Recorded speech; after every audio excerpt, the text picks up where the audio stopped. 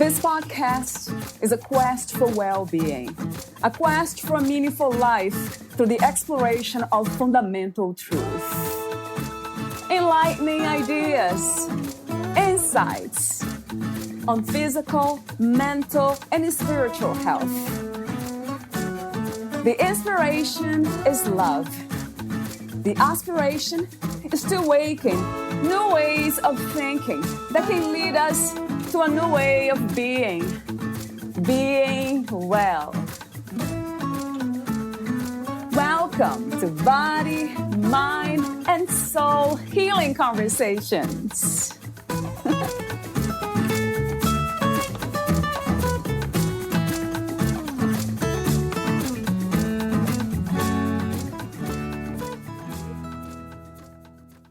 When our values and actions align, we can find more peace. Valeria interviews Kristen Quiñones. She is a licensed clinical social worker. Kristen just started her very own private practice this month, offering adults virtual, individual, and group psychotherapy. Kristen's early career experience was working with homeless, runaway, and foster care youth, as well as teens at risk of incarceration. She then transitioned into a more clinical role, providing psychotherapy to individuals and families addressing a variety of mental health and relational issues. Over the last 5 years, Kristen has been working in a group private practice, specializing in anxiety disorders such as panic disorder, generalized anxiety disorder, and OCD. There, she worked with clients, but also supervised interns and other clinicians, which was a valuable teaching experience. After this past year in a management role, Kristen decided to start her own private practice, an opportunity to be creative and grow something special of her own. Kristen's vision for her practice is to help others build their mental health through authenticity. In living authentically, there is alignment between values, emotions, and actions. Practicing with this framework helps Kristen teach her clients not only to manage difficult emotions, but also build the lives they want and find more peace. Today, one of Kristen's passions is still helping clients overcome anxiety. Kristen has always felt called to this work and finds joy in collaborating with her clients to help them learn and grow. Meet Kristen at AuthenticityNYC.com. Here's the interview with Kristen Quiñones.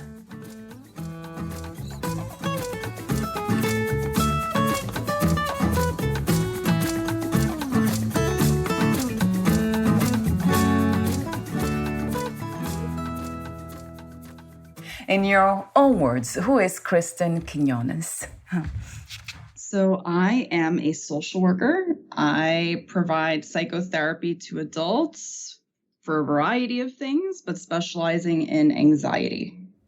How did you discover this path in your life, this purpose, this mission?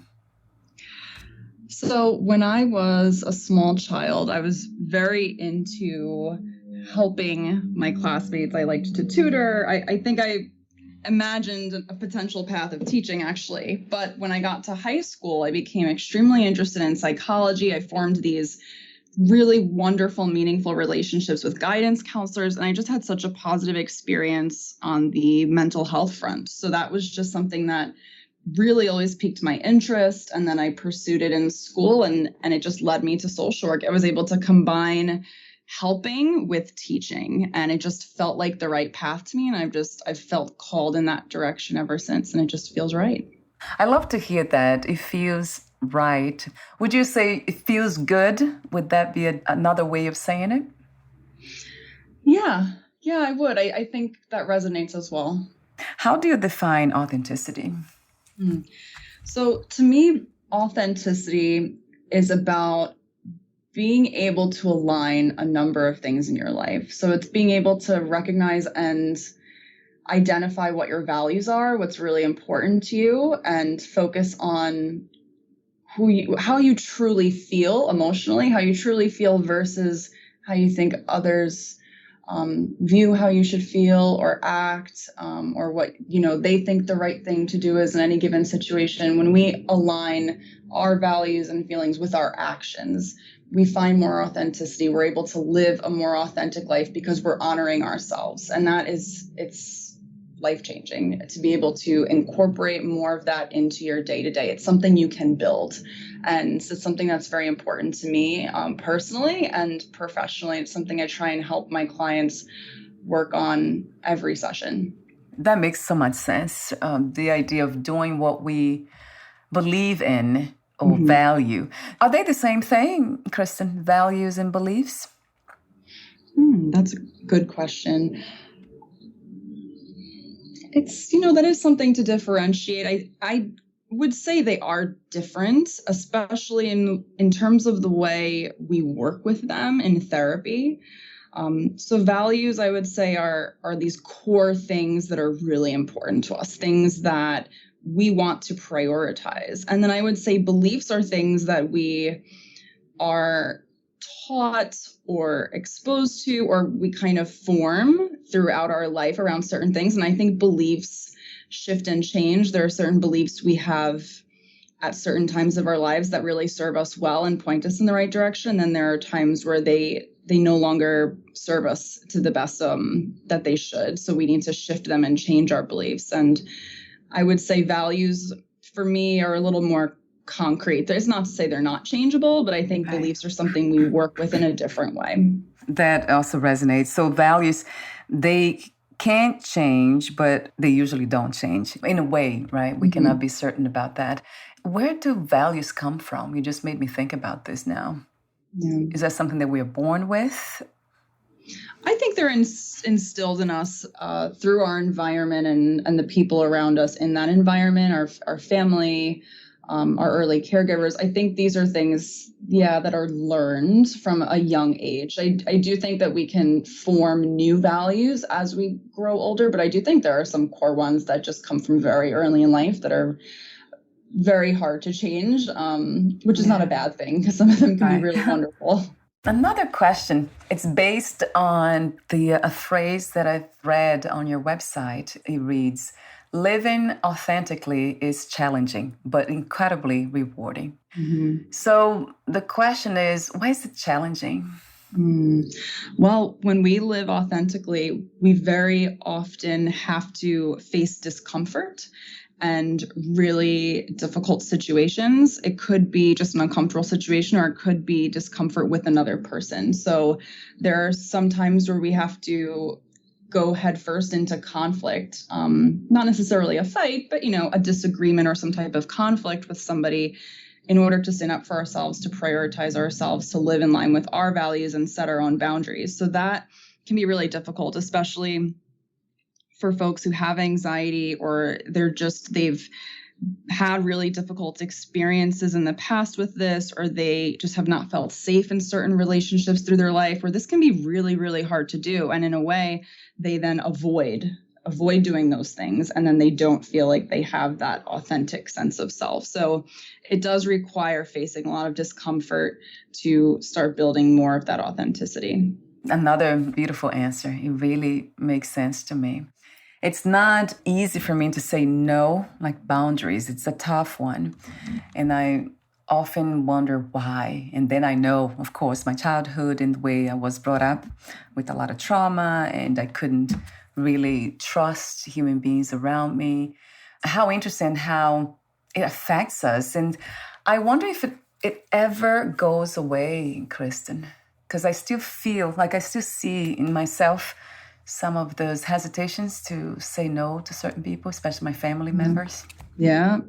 Sometimes with family, it can be the hardest to practice these things, right? Right. Because, we're the closest to them, or we just have this different attachment to them than we might with a colleague, for example. But that's a really good question. And I would say that there are certain things that shift and change with this work, and there are certain things that might not change as much. Like, I do think that the more you would practice saying no with somebody, I think the quote unquote easier it would get to do it as time and practice went on. However, I don't think that discomfort will necessarily 100% go away. The discomfort may always be there to some level. Maybe instead of at a 9, it goes down to a 2 with practice, but there might always be some discomfort. But the way you're practicing, the behavior, your choices, the action, that in itself could change and shift for the better, that it just kind of comes out a little bit faster when you're in the situation. You don't feel maybe as frozen. You're able to set the boundary quicker,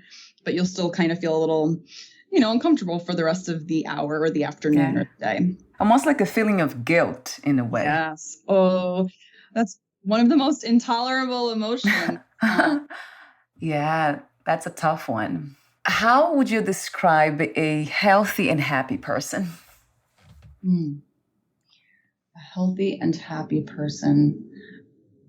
There's so many parts of your life that I think you could look at to define that. I think it comes back to what I said of when you honor and put yourself first and your needs and your boundaries first, I think that brings a lot of happiness and health when you're protecting yourself. As an adult, it's our responsibility to try our best to protect ourselves. And I think that when we do that and we create a life and a world and relationships with a sense of safety, that's when we find the most health and happiness. So it goes back to the authenticity, boundaries, being good at it, self-love, in all those practices. It makes so much sense too. Although happiness is such an interesting concept, isn't it? It has been attached to pleasure or having things. So that is a tough one to define. But I do love the idea that we can find happiness in simple things. In what you just said, just having this trust in oneself, in ourselves, to say no when we really mean no and not feeling guilt about it, that kind of equates to happiness to me. Working on that. Yes. So another open question is about the purpose of the human experience. What do you feel that is? I feel that we are here to experience and learn and grow and connect with one another. I think a lot of why we're here is to connect. It's relational. So yeah, I think that's the purpose of why we're here, is to have these experiences. What are some of the obstacles to healing that you would point out? Obstacles to healing. There can be a number of things that I think can get in the way. I do think, as timing, in terms of our readiness to really confront and face and feel what needs to be felt around any given situation. That sense of readiness, there's no right or wrong with that. It's just about timing for me in terms of being ready to heal. That can be something. Another thing that can get in the way is belief systems that we have. I think, like I said, some beliefs that we have had our whole lives served us really well for a long time. And then all of a sudden we reached a point where it's actually more harmful than helpful. So there's needing to dismantle those belief systems takes a lot of work and a lot of time as well. So sometimes that can, create some barriers to healing. So it could be any number of things, but those are a couple that come to mind. Do you connect healing to spirituality and authenticity? Are they all connected from your perspective? Sure. I would say they are. They all require a sense of self-reflection and putting in effort. And I think they all have to do with your relationship to yourself. I think your relationship to yourself is one of the most important ones you'll have. And I think especially what I see in a lot of my clients over the years, I think it's one of the hardest ones people have a difficult time working on at times, because it's easier or more natural in a way for them to connect with children or to connect with their pets or loved ones or anything. It's easier for them to give love to other versus self. And, I think the more we focus on the self and the relationship to the self, the more authentic we live and the more we can heal, because we need to point that love inward. We need to feel that in order to really feel grounded and at our best and healthiest. Question that I often ask, I have not asked recently, actually. It's about being authentic or loving oneself and being selfish or self-centered. How do we learn to dance this dance? How do we know the balance between those two things? And can we be just one way, authentic, self-loving, and not selfish and self-centered? I think that comes back to values, right? Because if we value health and a healthy life and love of self, but we also value our relationships, then I think it's taking each situation at a time and trying to balance the two, it's hard. But I think there are skills that can be learned to help make those decisions. If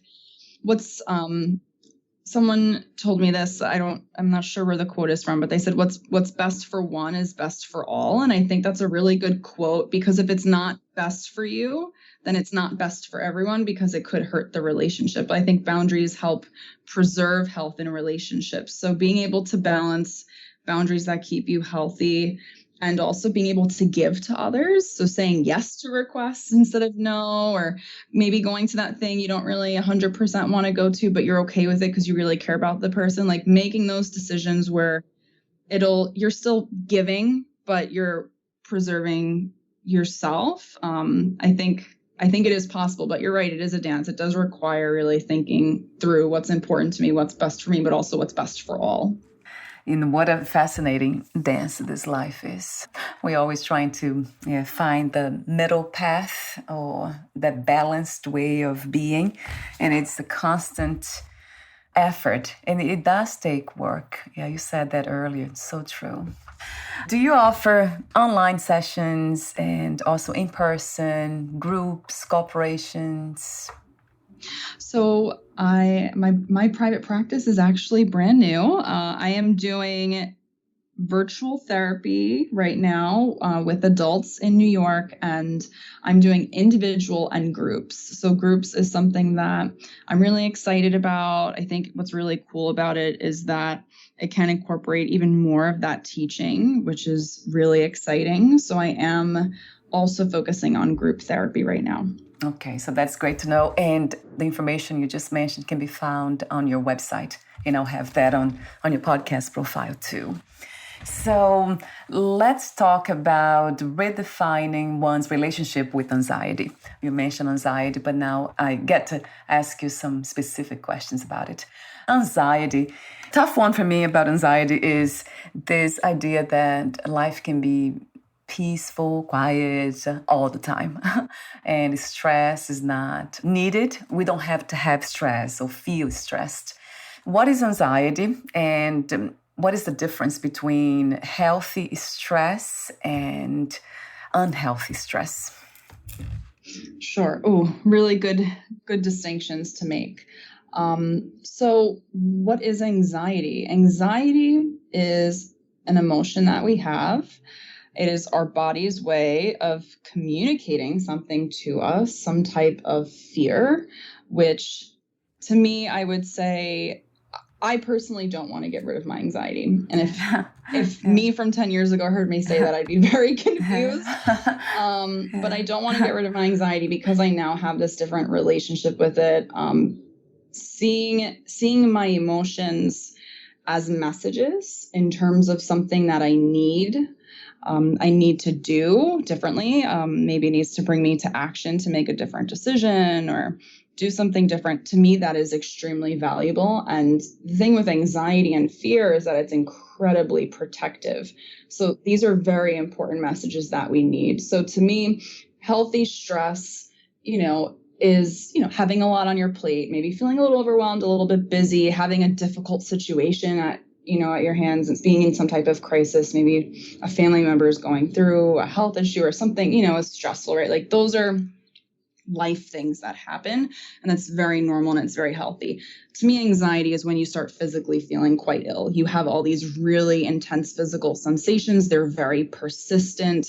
They're extremely uncomfortable. Maybe you're having panic attacks, stomach aches, backaches, whatever it might be. And it's very uncomfortable. I think a lot of people see anxiety as something bad happening to them that they're out of control of, as opposed to seeing it as a sign to do something different. So, it can come in at different levels for sure. And I think it's a big reason why I try and, help my clients with it, is I'm very passionate about helping them view it differently, because when you do, you feel so much more in control. You feel much more of a sense of freeness and relief and peace when you view it in such a different way. So unhealthy stress can turn into anxiety, right, Kristen? Is that? Absolutely. I would say that's the body's way of sending a message saying you're doing too much or this is too much. I would say that's the message it's sending you, and it's only going to talk louder until you make a change.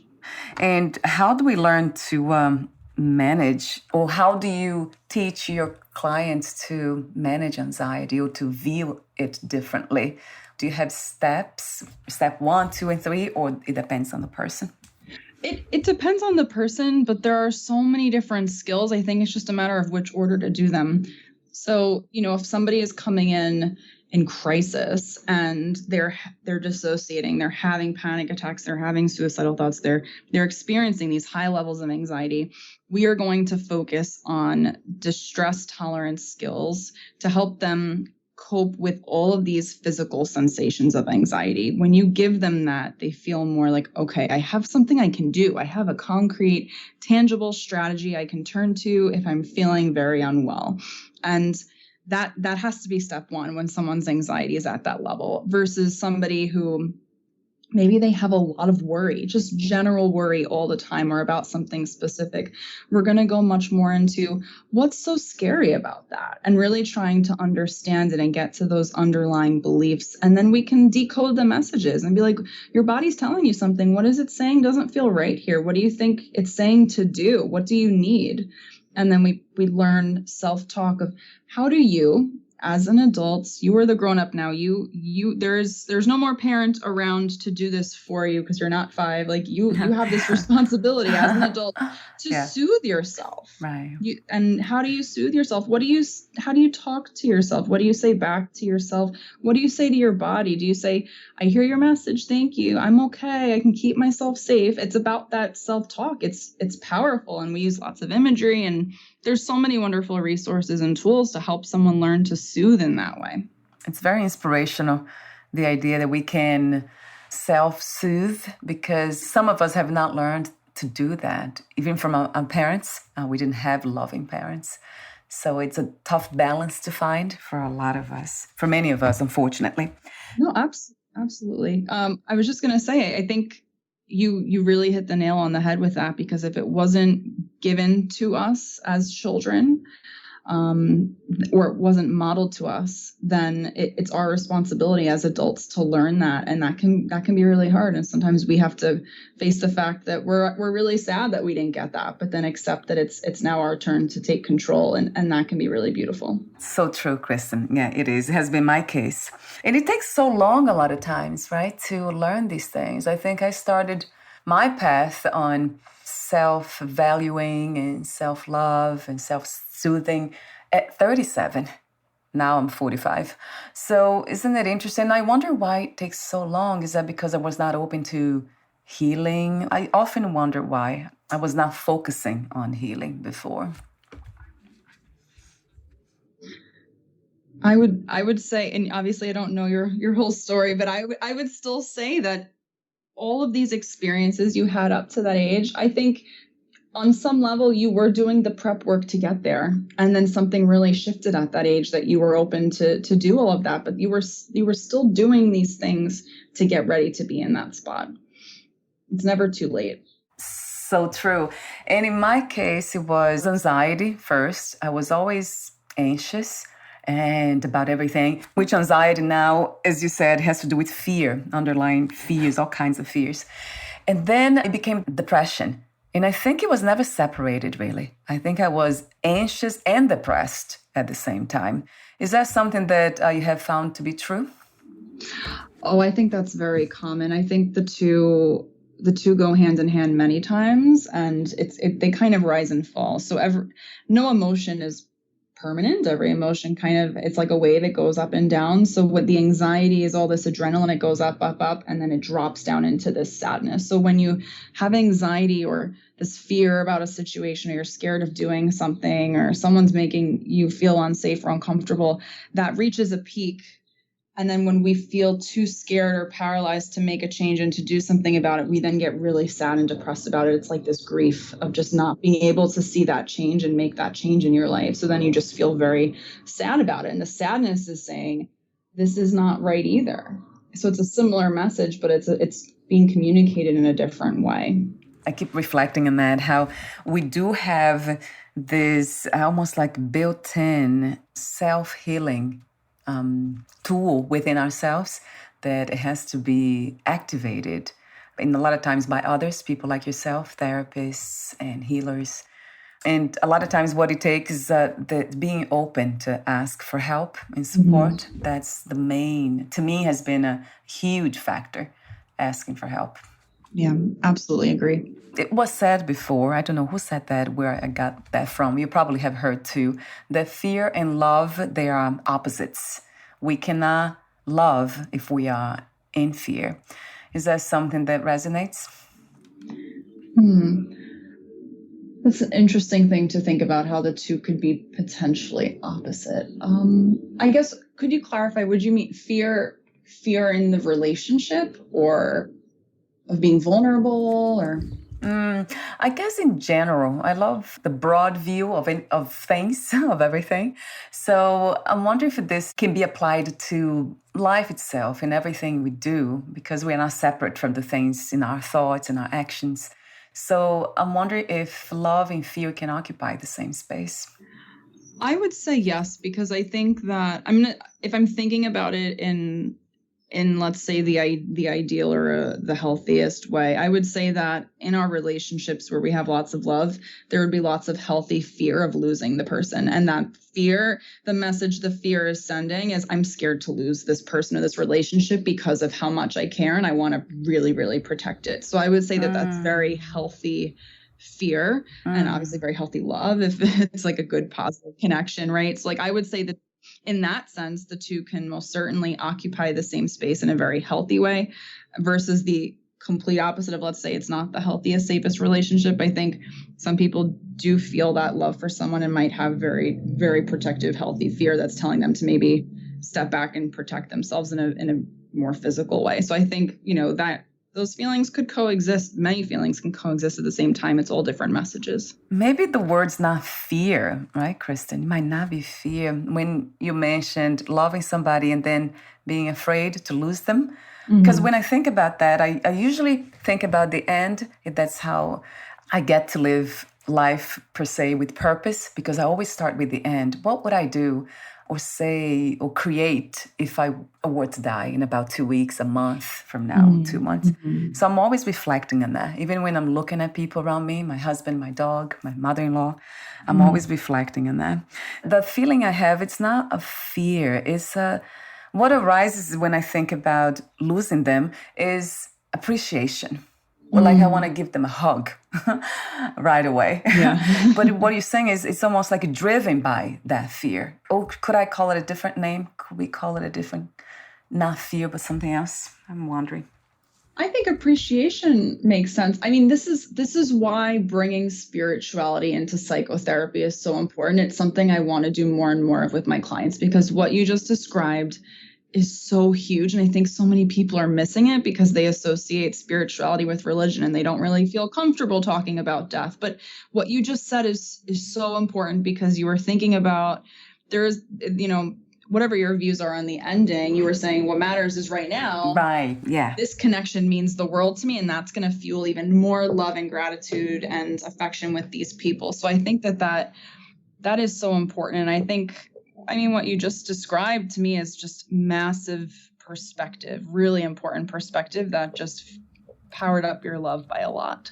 Going back to the topic of authenticity, you say your title, we build authenticity in therapy by, and then you have different elements or ways of doing that.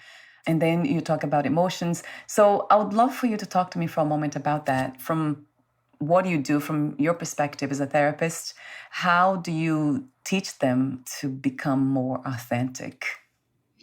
I think the authenticity really is tied into the feelings identification and the way that the emotions are regulated. So I do think that there is overlap there, right? Because first we have to identify, what are the emotions telling you? Do you need to make changes? So sometimes our emotions are in overprotective mode, and maybe like I said before, like for the example of someone with really, really chronic worry and anxiety, their body could be in overdrive in that example of telling them they're not safe, but they're not. It's like their body is reacting to physical danger, and they're having all the sensations to go with it to move them to protect themselves. But maybe the situation is just a fear of being humiliated. So being able to identify, okay, is this a feeling I need to talk to and soothe? And maybe I don't need to make big changes, or is this feeling a warning sign and telling me I need to make big life changes? So when we really redefine our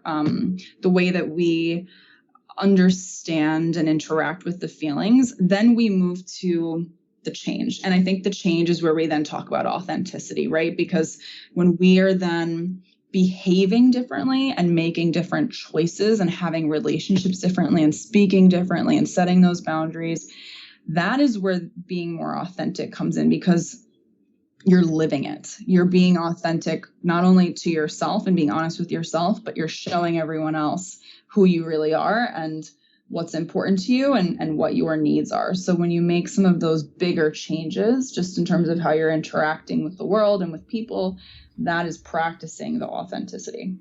And it takes courage, doesn't it, Kristen? Oh, a lot. Gosh, tell me about it.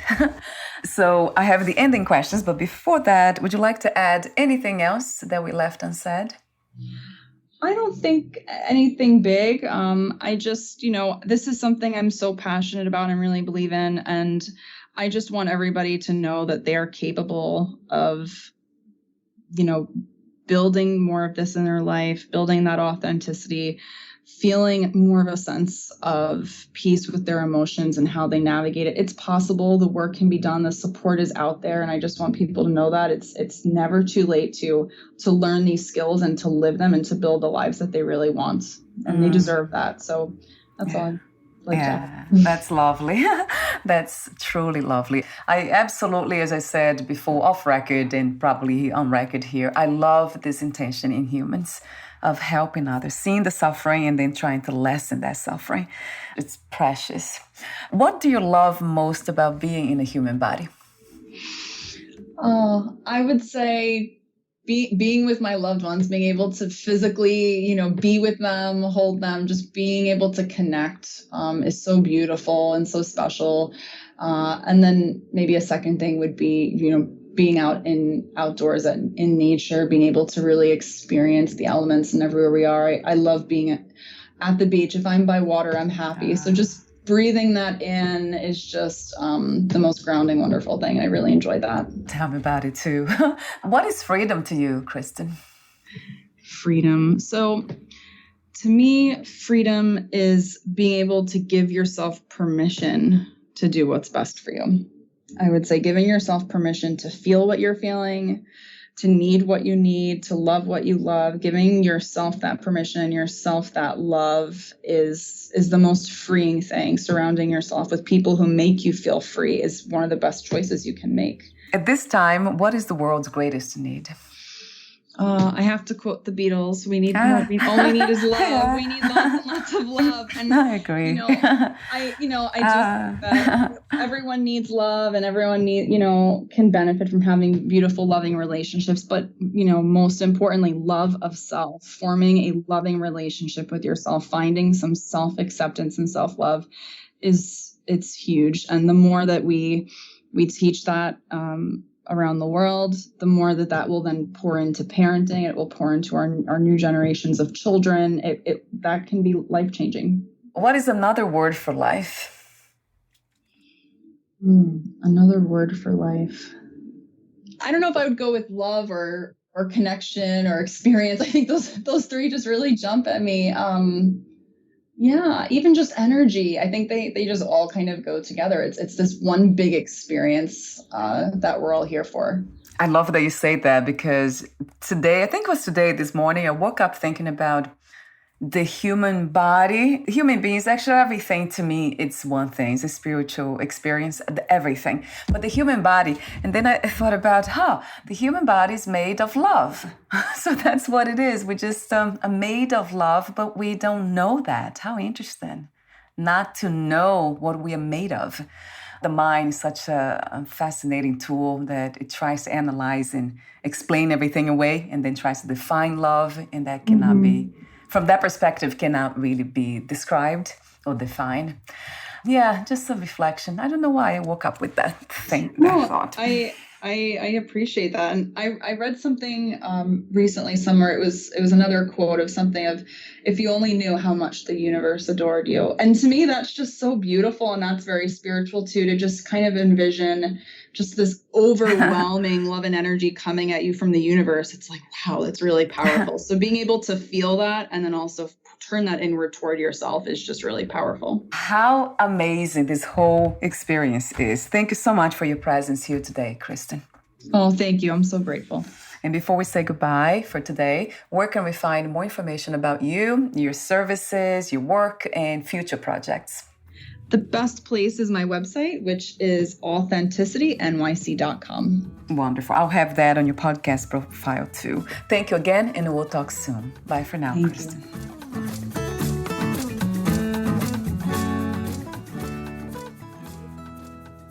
Thank you for listening. To learn more about Kristen Quiñones and her work, please visit AuthenticallyNYC.com.